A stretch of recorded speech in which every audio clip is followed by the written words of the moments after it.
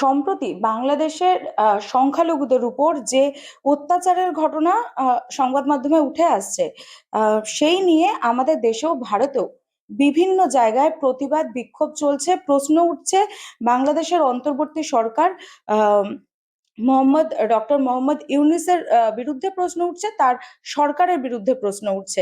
কিন্তু বাংলাদেশ সরকার বলছে এমন কোনো ঘটনাও ঘটছে না।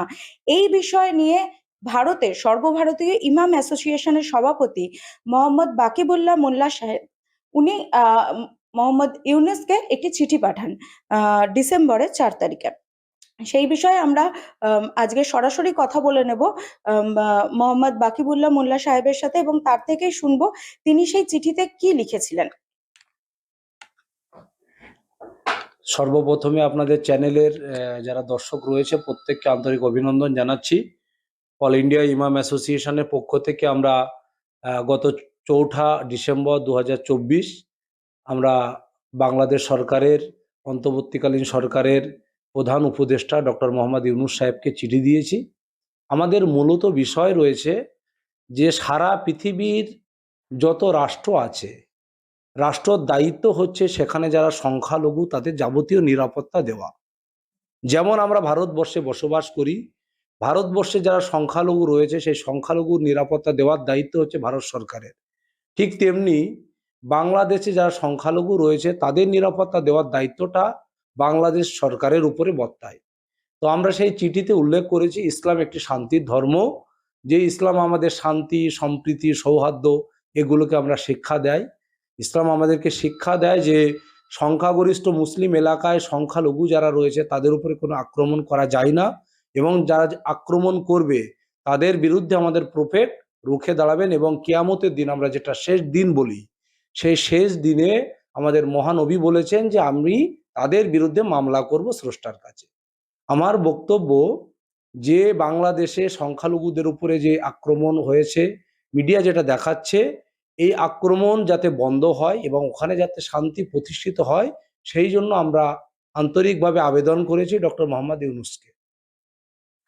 আপনি চিঠিতে এটাও লিখেছেন, যদি মোহাম্মদ ইউনূস যদি পারমিশন দেন, আপনারা বাংলাদেশে গিয়ে তার সাথে দেখা করতে চান এবং এই বিষয়ে আপনারা কথা বলতে চান তার সাথে। একদম তাই, আমরা সেই চিঠিতে এটা উল্লেখ করেছি যে বাংলাদেশ সরকার যদি চায় যে আমাদের সাথে আলোচনায় বসবে তাহলে নিশ্চিতভাবে আমরা যাব, এবং আমাদের মূলত বিষয় হচ্ছে যাতে শান্তি ওখানে প্রতিষ্ঠিত হয়। এই দায়িত্বটা ওখানকার সরকারের, এবং ওখানে যারা সংখ্যাগুরু রয়েছে সংখ্যাগুরুদের দায়িত্ব হচ্ছে সংখ্যালঘুদেরকে যাবতীয় নিরাপত্তা দেওয়া এবং তাদেরকে সমস্ত রকম বুকের মধ্যে আগলে রাখা। এই দায়িত্বটা সংখ্যাগুরুর উপরে। ঠিক তেমনিভাবে আমাদের ভারতবর্ষে, যে ভারতবর্ষে আমরা বসবাস করি, 130 কোটির দেশ ভারতবর্ষে, এই ভারতবর্ষে যারা সংখ্যাগুরু আছে তাদের দায়িত্ব এখানে সংখ্যালঘু যারা রয়েছে সেই সংখ্যালঘুদের যাবতীয় নিরাপত্তা সুনিশ্চিত করা, এবং তাদের পোশাক পরিচ্ছদ, তাদের আচার, তাদের ধর্ম পালন, সমস্ত দিকটা যারা তার স্বাধীনভাবে করতে পারে, এটা সংখ্যাগুরুর কিন্তু দায়িত্ব। বাংলাদেশের যে ঘটনা ঘটছে সেই নিয়ে বাংলাদেশ সরকার বলছে এমন কোনো ঘটনাও ঘটছে না যেটা দেখানো হচ্ছে, যেটা সমাজ মাধ্যমে বা সংবাদ মাধ্যমে উঠে আসছে। কিন্তু বিভিন্ন সময় বাংলাদেশে যারা সংবাদ কর্মীরা রয়েছেন তাদের দ্বারাও আমাদের কাছে খবর আসছে যে এইরকম ঘটনা কিন্তু ঘটছে। 100% সম্পূর্ণ না হলেও এটা 80% হলেও ঘটনা ঘটছে, এই দেশেও আন্দোলন চলছে।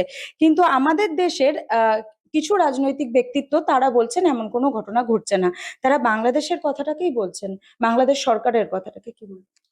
এই বিষয়ে আমি একটা কথা বলতে চাই। আপনি বুঝতে পারছেন বা আপনারা জানেন যে এই বিষয়টা নিয়ে ভারতে কিন্তু একটা বিরাট রাজনীতি চলছে।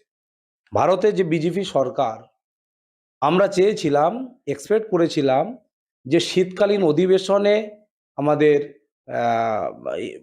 পার্লামেন্টে অন্তত ভারতবর্ষের প্রধানমন্ত্রী কোনো বিবৃতি দেবেন, বা স্বরাষ্ট্রমন্ত্রী বা বিদেশ মন্ত্রী তারা কিন্তু বিবৃতি দেননি।